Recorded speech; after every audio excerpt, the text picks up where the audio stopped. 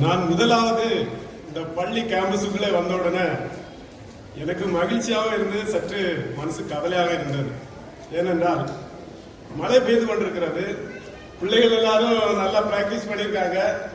கலை நிகழ்ச்சிகளுக்கு நடத்த முடியுமோ முடியாதோ என்ற ஒரு கவலையில இறைவனிடத்தில் கேட்டேன்.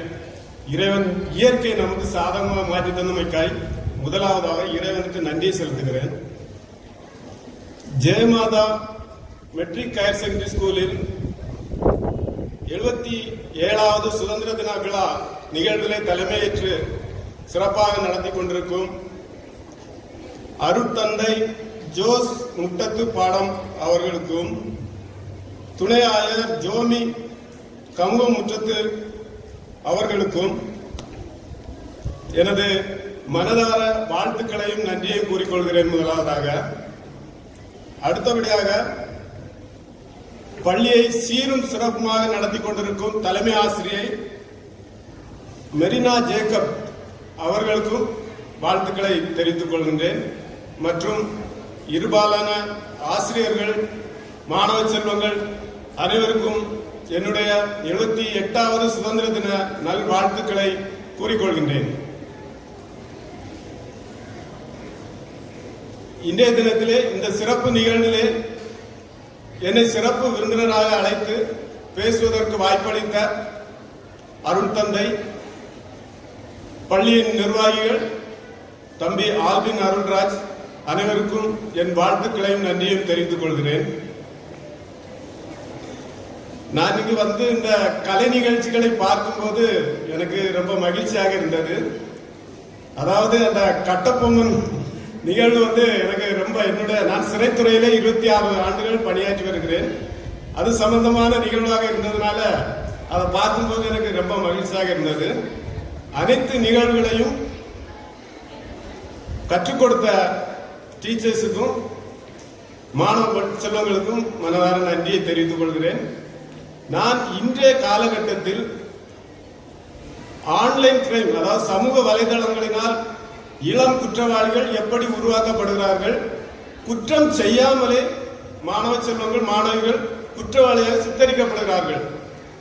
அது நான் சொல்வது உண்மை. அதாவது என்னுடைய துறை சார்ந்து அல்லது என் நண்பர்களால், என்னோட பணியாற்றுவர்களால் நடந்த நிகழ்வுகளை, ஒரு சில நிகழ்வுகளை நான் மாணவ செல்வங்களுக்கு சொல்ல ஆசைப்படுகிறேன்.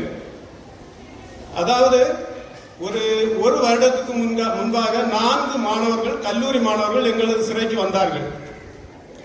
4 பேருமே நல்ல வசதியான பசங்க, ஈரோட்ல கல்லூரியில படிக்கிறாங்க.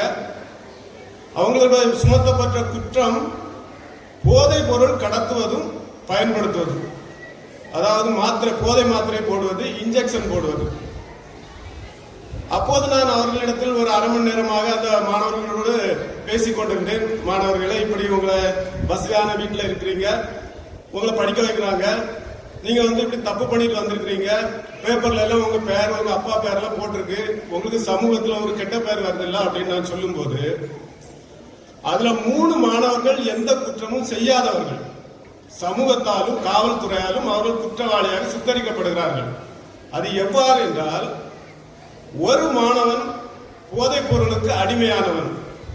அவன் என்ன செய்கிறான் என்றால், வெளியே உள்ள போதை பழக்கத்தில் உள்ள நண்பர்களுடன் பழகி அவர்களோட போதை பழக்கத்துக்கு இருக்கிறான், வாங்குகிறான், போதையை அடிமையாகிறான். அவனுக்கு அந்த போதை பொருள் வாங்குவதற்கு அவனுடைய ஐடி, அவனுடைய செல் நம்பர்ல இருந்து வாங்கவில்லை. அவன் என்ன செய்கிறான், மற்ற 3 நண்பர்களிடத்திலையும் அவர்களுடைய நம்பர், அவர்களுடைய ஐடியில ஆன்லைன்ல அந்த போதை மாத்திரையும் ஊசியை வந்து பர்ச்சேஸ் பண்ணிடுறான். பர்ச்சேஸ் பண்ணி அந்த நண்பர்களும் நம்முடைய நண்பர் தான் ஏதோ வாங்குகிறார் என்ற இதிலே கண்டுகொள்ளாமல் விட்டு விடுகிறார்கள். அந்த 3 மாணவர்களும் ஒரே ரூம்ல இருக்கிறதுனால கண்டுக்கல, சரி நம்ம நண்பர் ஏதோ ஆன்லைன் பர்ச்சேஸ் பண்றாரு. இந்த ஒரு மாணவன் அந்த வாங்கக்கூடிய போதைப் பொருளை வெளியே உள்ள நண்பர்களுக்கும் கல்லூரியில் படிக்கிறவர்களுக்கும் கொடுக்கிறான். அது குற்றமாக சுமத்தப்படுகிறது. காவல்துறைக்கு, சைபர் கிரைமுக்கு அந்த வழக்கு செல்கிறது. அவர்கள் அந்த போதைப் பொருள் வாங்குகின்ற நம்பரை சர்ச் பண்ணும் போது இந்த 3 மாணவர்களுடைய ஐடியில் வாங்கப்பட்டுள்ளது. அப்போது காவல்துறை என்ன செய்கிறது என்றால் இந்த 3 மாணவர்கள் தான் போதைப் பொருளை வாங்கி விற்றதாக இவர்களை கைது செய்து கொண்டு வருகிறார்கள். இதிலிருந்து என்ன தெரிகிறது என்றால் கூடா நட்பு கேடாய் முடியும். நாம் கூட இருக்க நண்பர்கள் என்ன தவறு செய்தாலும் அவர்கள் உடனே அதை ஆசிரியரிடமோ பெற்றோரிடமோ யாரிடமோ சொல்லி அதை முளையிலே கிள்ளி எறியவில்லை என்றால் அது நாளுக்கு நாள் அறியப்பட்டு நாமும் ஒரு குற்றவாளியாக மாற்றப்படுகிறோம். உண்மையிலே அந்த 3 மாணவர்கள் குற்றவாளிகள் அல்ல, இருந்தாலும் சமூகத்திலும் அவர்கள் குடும்பத்திலும் குற்றவாளியாக நிர்வகிக்கப்படுகிறார்கள். இதே நிலைமை தான் இன்று மாணவ மாணவிகள் நிறைய பேர் பாதிக்கப்படுறீங்க. நீங்க உங்களுடைய நண்பர்களோ உறவினர்கள் யாராவது ஒரு சிறிய குற்றம் செய்வதாக தெரிந்தால் உடனே ஆசிரியரிடம் சொல்லலாம், அவர்கள் அதை ரகசியமாக உடனே அதை முடித்து வைப்பார்கள். இல்லை பெற்றோரிடம் சொல்லலாம். அப்படி சொல்லாத பட்சத்தில் நீங்களும் ஒரு குற்றவாளியாக மாற்றப்படுகிறீர்கள். அதுதான் இன்றைய காலகட்டத்தில் இளைஞர்களின் குற்றமாக மிகவும் கருதப்படுகிறது. மீண்டும் செல்போனை நீங்க யூஸ் பண்ணலாம், தனிமையில உங்களை போய் யூஸ் பண்ணக்கூடாது. எந்த இது வேணாலும் சர்ச் பண்ணும்போது கல்வி சம்பந்தமாக நீங்க சர்ச் பண்ணலாம், பேரண்ட்ஸோட இருந்து சர்ச் பண்ணலாம். தனிமையாக சர்ச் பண்ணும்போது உங்களுக்கு ஒரு மாதிரி ஏதாவது வேற ஆட்கள் உள்ள போக தோணுது, அதனால பிரச்சனைகள் நிறைய வருது. இப்ப என்னுடைய நண்பர் கல்வியில சம்பந்தமான ஒரு ஆப்பை டவுன்லோட் பண்ணிட்டாரு. அவர் என்னன்னா அதுல கொஸ்டின் கேட்பாங்க, ஆன்சர் பண்ணுனா ரூபாய் கிடைக்கும். அது சம்பந்தமா அவர் என்ன சொல்லாருன்னா, கொஸ்டின் தானே கேட்காங்க, கல்வி சம்பந்தமா தானே அப்படின்னு சொல்லி 10 ரூபாய் போட்டாருன்னா அந்த ஆன்சர் சொல்லியாச்சுன்னா ஈஸியான கொஸ்டினா தான் இருக்கும். ஆன்சர் சொல்லி முடிஞ்சோன்னா 30 ரூபாய் அவருக்கு கிடைக்கும். இதே போல ஒரு வாரமா விளையாடி ஒரு 5000 ரூபாய் அவர் சம்பாதிச்சாரு அந்த ஆப்ல இருந்து.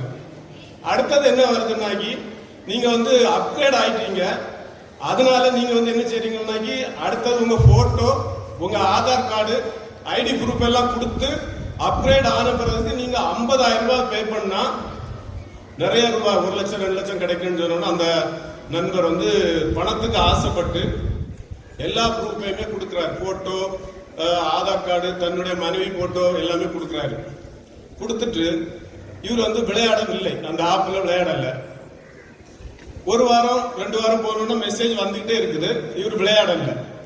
அடுத்தது அது ஹிந்தி ஒரிசாயில உள்ள ஒரு நம்பர், அதுல இருந்து மெசேஜ் வருது. இவருடைய மனைவி போட்டோவை மார்பிங் பண்ணி இவங்களுக்கு அனுப்பாங்க. நீங்க ரூபாய் தரையிலன்னா நாங்க ஆன்லைன்ல விட்டுருவோம் அப்படின்னு சொல்லி மிரட்ட ஆரம்பிச்சிட்டாங்க. மிரட்ட ஆரம்பிச்ச உடனே அவரு நம்பர்லாம் பிளாக் பண்ணிட்டாரு. பிளாக் பண்ண உடனே அந்த ஆப்ல உள்ள போனதுனால இவரோட ஃப்ரெண்ட் சர்க்கிள் உள்ள நம்பர் அவளையும் அவன் அங்கிருந்து ட்ரேஸ் பண்ணி எடுத்துறான். எடுத்துட்டு அந்த போட்டோவை என்ன செய்யணும், அவங்க ஃப்ரெண்ட்ஸுக்கு அனுப்புவான். இப்படி இவங்க இது பண்ணாங்க, நான் ரூபா வாங்கி கொடுங்க, இல்லைன்னா நான் ஆன்லைன்ல போடுறோம் அப்படின்னு சொல்லி மிரட்டான். மிரட்டினோன்னா அவருடைய மனநிலை 2 நாளா சுவிட்ச் ஆஃப், டியூட்டிக்கு வரல. என்ன ஏதுன்னு கேட்டா அவர் தற்கொலை பண்ணும் மனநிலைக்கு போயிட்டாரு. தன்னுடைய போட்டோ, தன்னுடைய மனைவி போட்டோ எல்லாம் வந்துட்டு ஆகல அப்படின்ட்டு நாங்க உடனே கூப்பிட்டு பேசணும். பேசிட்டு நம்பர்லாம் மாத்திட்டு சைபர் கிரைம் கான்டாக்ட் பண்ணா அது ஒரிசாயில ஒரு அட்ரஸ். ஒரிசாயில அந்த அட்ரஸுக்கு போலீஸ்ல இது பண்ணி போனா அந்த அட்ரஸ் ஃபேக் அட்ரஸ், அங்க அப்படி ஒரு ஆளே இல்லை அப்படின்னு சொல்லி. அதனால நம்ம ஆன்லைன்ல தேவையில்லாத ஆப்ல கல்வி ஆப் தானே கூட நீங்க மாணவ செல்வங்கள் எதையுமே போக வேண்டாம் என்பது என்னுடைய அறிவுரை. இப்போ சமீபத்தில் ஒரு சம்பவம் சென்னையில் நடந்தது. என்னோட ரிலேட்டிவ் தான். கல்லூரியில் படிக்கும் ஒரு மாணவி பேஸ்புக் ஃப்ரெண்டு மூலமாக ஆண் நண்பர்களோடு சென்னையில பழகியிருக்காங்க. இந்த பொண்ணு எந்த தப்புமே பண்ணல, எனக்கும் தெரியுது, அந்த பையனுக்கும் தெரியுது. என்ன பண்ணாங்கன்னாக்கி பேஸ்புக்ல சந்திச்சுட்டு பீச்ல போய் ஒரு நாள் ஒரு செல்ஃபி போட்டோ அந்த பையன் எடுத்திருக்கான். அந்த லேடிஸும் போட்டோ தானே செல்ஃபி தானே சொல்லிட்டு ஃப்ரெண்ட்ஸா பழகிட்டு போயிடுச்சு. போக போக ஒரு நாள் 10 நாள் 15 நாள் கழிச்சு அந்த பொண்ணு அந்த பையனோட பேசுறதை தவிர்ச்சிட்டு, ஏன்னா பையனோட கேபிட்டு சரியில்லையோ அப்படின்னு சொல்லி தவிர்க்குது. அந்த பையன் என்ன செய்யணும்னா அந்த செல்ஃபி எடுத்த போட்டோயை வச்சு மார்பிங் பண்ணி அதே பிள்ளைக்கு அனுப்பிவிடான். இந்த போட்டோயை என்னுடைய செல்போன் டிஸ்பிளே உடைந்து விட்டது, நான் ஒரு செல்போன் கடையில கொடுத்தேன், அவன் சரி பண்ணும்போது இந்த போட்டோவை அவன் எடுத்து மார்பிங் பண்ணி ஆன்லைன்ல போடுவேன், எனக்கு 50,000 ரூபாய் கொடுன்னு என்ன மிரட்டுறான். எனக்கு என்ன செய்யன்னு தெரியல. அந்த மாணவன் வந்து அந்த பெண்ணிட்ட ஃப்ரெண்டா தான் பேசுறான். இன்னொரு கடைக்காரன் 50,000 ரூபாய் என்கிட்ட கேட்டு தொந்தரவு பண்ண, அதனால நீ உடனே கொடு அப்படின்னு சொல்லி இந்த பொண்ணுகிட்ட அந்த போட்டோயை அனுப்பி கேட்ட உடனே அது வெக்ஸ் ஆயிடுச்சு. அது வந்து யாருக்கும் ஃப்ரெண்ட் சர்க்கிள்லயும் சொல்ல முடியல, இப்படி போட்டோ இருக்கு அப்படி அப்படின்னு சொல்ல முடியல, பேரண்ட்ஸ்லயும் சொல்ல முடியல, யார்கிட்டையும் சொல்ல முடியல. அதுவும் ஒரு மனநிலை வந்து தவறான மனநிலையில சிந்திச்சிருக்கு. அப்ப யாரோ சொல்லி என்னிடமே கான்டாக்ட் பண்ணிச்சு. சொந்தக்காரங்க இப்படி சிறைத்துறையில இருக்கனால, சரி உங்ககிட்ட அங்கிள் நான் எந்த தப்பும் பண்ணல, இப்படி ஒரு பையன் என்கிட்ட போன் பண்ணி 50,000 ரூபாய் நீ தரணும் இல்லைன்னா இது பண்ணுவான்னு சொல்லி என்கிட்ட சொல்லி இது பண்ணுது. நான் உடனே சொன்னேன், எல்லா கொஸ்டினுக்கும் ஒரு ஆன்சர் உண்டு, நீ பண்ணது ஒரு தப்பே கிடையாது. நான் உடனே அதை வந்து பெருமையா தான் பேசினேன். என்னன்னா அந்த பிள்ளைகள் வந்து பண்ணும்போது ஐயோ இப்படி தப்பு பண்ணிட்டே அப்படி பண்ணிட்டே மாட்டிக்கிட்டே வீட்டுல மாட்டிக்கிட்டோம் அப்படின்னு சொன்னா கூட கொஞ்சம் அந்த பிள்ளை சோர்ந்து போகும். அதெல்லாம் நான் சொன்னேன், இதெல்லாம் ஒரு தப்பே கிடையாது, இதை விட தலைபோற விஷயம் இருந்தாலும் நமக்கு வந்து சொல்யூஷன் இருக்கு, நீ கவலைப்படாத, அந்த நம்பர் என்கிட்ட கொடுன்னு சொல்லி நான் அந்த பையன் பேசினேன். பேசும்போது முதல்ல அவன் நான் ரிலேட்டிவ், அந்த பொண்ணோட ரிலேட்டிவ் பேசும்பா, இப்படி நீ வந்து போட்டோவை மார்க்கிங் பண்ணி இப்படி ரூபா கேட்கறியா, அந்த பொண்ணுகிட்ட ரூபா கிடையாது, நான் தான் தரணும், எங்க வரணும் சொல்லு நான் தாரேன் அப்படின்னு சொன்னா அவன் என்னையே மிரட்டினான். சொந்தக்காரன்னா அப்படியா, நீங்க ரூபா தரலன்னா அப்படி போட்டுருவோம் இப்படி போடுவோம். அப்ப நான் என்ன சொன்னேன்னா, அந்த செல்போன் கிடையாது, நம்பரை சொல்லி செல்போன் கிடையாது தா, நான் அவன்கிட்ட ரூபா கொடுத்து நான் அதை பாத்துங்க அப்படின்னு சொன்னா அதுவும் ஒத்து வர மாட்டாங்க. உடனே நான் அது என்ன செய்தேன்னா, சைபர் கிரைமுக்கு கம்ப்ளைண்ட் போட்டு, சைபர் கிரைம்ல ஒரு நம்பரை நம்ம கம்ப்ளைண்ட் போட்டா அந்த அட்ரஸ், சிம் நம்பர் அட்ரஸ் எங்க இருக்குன்னு கண்டுபிடிச்சிடலாம், கரண்ட் லொகேஷன் அந்த சிம் பேசக்கூடிய ஆளு எங்க இருக்குதுன்னு கண்டுபிடிச்சிடலாம். அப்படி அவர் அந்த நம்பரும் அட்ரஸ் எல்லாம் என்கிட்ட கொடுத்தாரு. உனக்கு அந்த சைபர் கிரைம்ல இருந்து மீண்டும் நான் பேசினேன், தம்பி நான் ரூபா தரேன் எங்க வரணும்னு. அப்ப அவன் பேசும்போது புரிஞ்சுக்கிட்டான். நான் போற அவனு மிரட்டினேன், நீ இன்னும் அட்ரஸ் சிம் வச்சிருக்கா, இந்த இடத்துல இருக்கா, நான் வந்து ஒன்னு ஃபுல்லா ட்ரேஸ் பண்ணேன், 1/2 மணி நேரத்துல வந்து ஒன்னு காலை உடச்சு விடுவேன், ஒழுங்கா இருந்துக்கா எல்லாம் ஆஃப் பண்ணிடு அப்படி அப்படின்னு சொல்லி அந்த பிள்ளைகிட்ட உடனே போன் பண்ணி, சாரி நான் தெரியாம பண்ணிட்டேன், ரூபாய்க்கு ஆசைப்பட்டு நான் பண்ணிட்டேன், என்னை அப்படி பண்ண மாட்டேன்னு சொல்லி எல்லாம் அனுப்பிச்சிட்டேன். இது நான் எதுக்காக சொல்லணும்னா, அந்த பொண்ணு தப்பே பண்ணல, இருந்தாலும் சமூக விரோதிகளால் துட்டு வாங்க வேண்டும் என்பதற்காக அந்த பிள்ளைகளுக்கு, உங்களிலே நிறைய பேருக்கு ஏதாவது இந்த மாதிரி சைபர் கிரைம் குற்றங்கள் இருந்தால் நீங்கள் உடனே உங்க ஆசிரியர்களிடம் தெரிவித்தால் அது உங்களுக்கு சுலபமாக இருக்கும். இல்லாம மனசுக்குள்ளே வச்சுட்டு சரி நம்ம இப்படி இருக்கு அப்படி இருக்கோ அப்படி எதுவும் பயந்தீங்கன்னா அது உங்களுக்கு பின் விளைவுகள் அதிகமாக இருக்கும். ஆகவே உடனே அதுக்கான தீர்வுகளை நீங்கள் கண்டுபிடிக்க வேண்டும் என்று கூறி எனக்கு பேச வாய்ப்பளித்த அருட்தந்தை பள்ளி நிர்வாகிகள் அனைவருக்கும் வாழ்த்து கூறி விடைபெறுகிறேன். நன்றி, வணக்கம்.